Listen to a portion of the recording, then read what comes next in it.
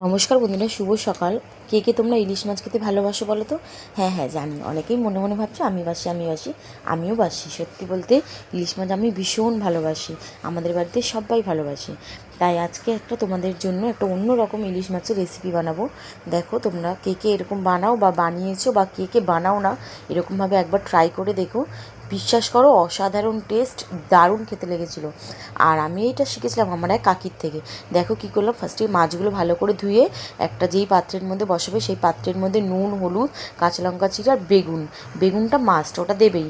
আর মশলার মধ্যে জিরে, একটু কাঁচা লঙ্কা আর সর্ষে বেটে নেবে, নুন হলুদ দিয়ে বেটে নেবে ভালো করে বেটে ওই মশলাটার মধ্যে দিয়ে, আর বেশি করে একটু সর্ষের তেল আর একটু সামান্য চিনি আর নুন, যেরকম নুনটা একটু পরিমাণটা একটু বেশি দেবে, মানে যে যেরকম খাও, কিন্তু আবার খুব বেশি যেন না দাও। হ্যাঁ, এটা কাকি আমাকে বলেছিল, তাই আমিও তোমাদেরকে বললাম।